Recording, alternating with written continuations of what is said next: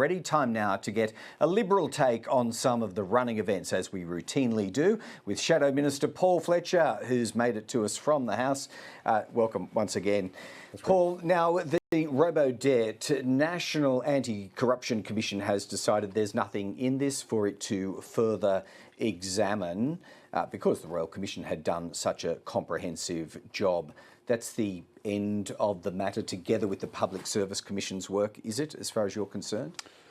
Well, obviously the National Anti-Corruption Commission makes its own decisions. They've explained their reasons. On any view, this matter has been thoroughly examined. I would make the point that because of Mr Shorten's ferocious politicisation of what he's called robo-debt, a direct consequence has been that service levels at Services Australia are plummeting, and we've seen that come out in estimates this week. The call wait times, calling the Older Australians line, you used to wait 21 minutes under us. Yep. Now you're waiting close to 50 minutes. Yep. And that story is replicated right across Services Australia. And a key reason is that Mr Shorten has ferociously demonised the use of technology, the use of algorithms.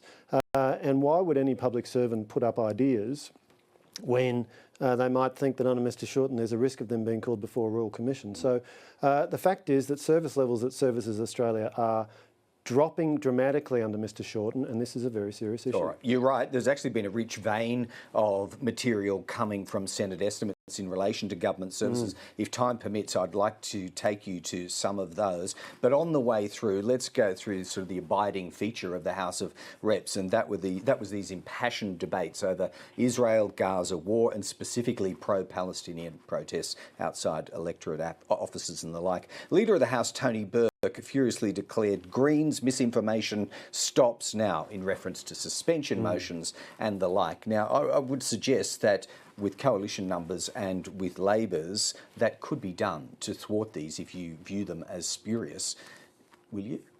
Well, I think what we saw yesterday was the parties of government, Labor and the coalition, making it clear how strongly we disapproved of the conduct of the Greens party. What is very important is that we are maintaining social cohesion in Australia at a difficult time, and I've heard concerns about these issues expressed to me by my Jewish constituents and I might say by Islamic constituents. And like many Australians, I have constituents of all kinds, like many members of Parliament, I have constituents of all kinds of backgrounds who have concerns. Now, of course, this morning, the Coalition moved a motion to bring on debate about a bill to establish a judicial inquiry into anti-Semitism on campus, a bill developed by Julian Leeser, the Liberal member for Barara, and of course a Jewish Australian. Unfortunately, the Albanese government did not agree to that bill being brought on for debate. We do think this is very important because the simple fact is many Jewish students on Australian campuses right now feel unsafe. We have these encampments all around the place and the Vice-Chancellors are not doing as much as they should to restore order. Yeah, the alignment of numbers on some of the threads in this debate do shift from time to time, as you point out. Look, Adam Bandt, we've discussed this on the program, is considering suing Mark Dreyfus for defamation, at least exploring that option, actually for comments made on this program. If this proceeded, there'd be a cost to taxpayers, wouldn't there, since the Attorney-General needs to be defended by the taxpayer? Look, at the end of the day, every Australian is entitled to access our legal system. That being said, I think many people might wonder why the leader of the Greens, who has a very big public megaphone and certainly gets plenty of exposure on the ABC, if I can make that point, why he feels he would need to go to court as well, but really that's a matter for him. Understood. Should Mark Dreyfus be allowed some latitude to express his frustrations or feelings generally because of his religious faith? I'm not really going to comment on the merits of whether or not there is a valid claim for defamation here.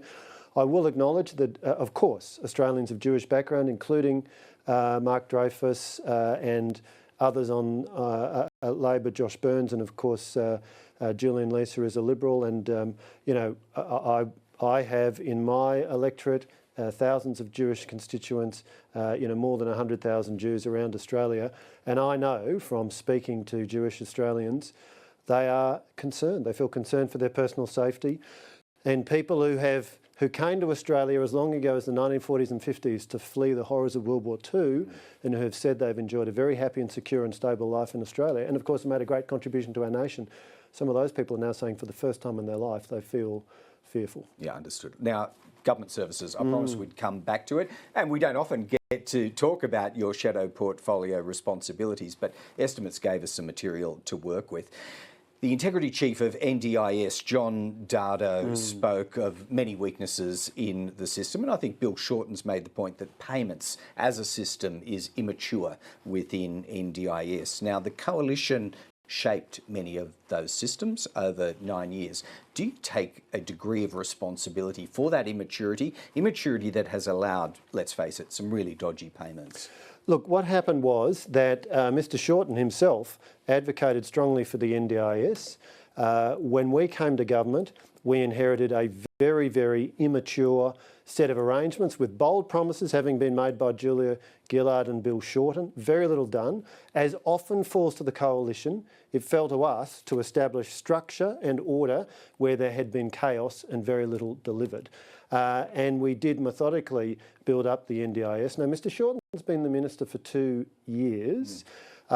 We now know from estimates this week, some $2 billion, I think was the estimate of the amount of money that's being wasted, including on things like cocaine and other illegal drugs, prostitutes and other things. There is a very serious problem here. Mr Shorten and the Labor government need to get to the bottom of this. Now, we've indicated, and our Shadow Minister Michael Serker has made clear our willingness to engage constructively. There are some structural changes that are needed, and that is what Mr Shorten says his present legislation is designed to achieve. We are engaging constructively, but frankly, Mr Shorten's been Minister for 2 years. He needs to get on top of the fraud that is occurring, and there's not much evidence that he is. And that bill was debated, at least in your end of the parliament this week. Speechwriters, just finally, speaking of government services, in government you had portfolios through communications, territories, social services. Did any of those departments at any time when you were a minister employ communications specialists or speechwriters at the rate of $300,000? Every department will have a communications team. What is very peculiar about the arrangement that emerged in estimates this week is $620,000 being spent by Services Australia under a contract to engage a speechwriter writing speeches for Mr Shorten. I think we've calculated that based on the number of speeches that are on his website, that's over $20,000 a speech. This is a huge amount of money at a time when many Australians are doing it tough. Many Australians will be wondering why we're seeing this waste and extravagance and mismanagement from a Labor government. All right, Paul Fletcher, I think that final number might have been contested by the government, pointing to other speeches that had been written by this individual. But anyway, we're going to wrap it up there. Thanks, Greg. Appreciating you making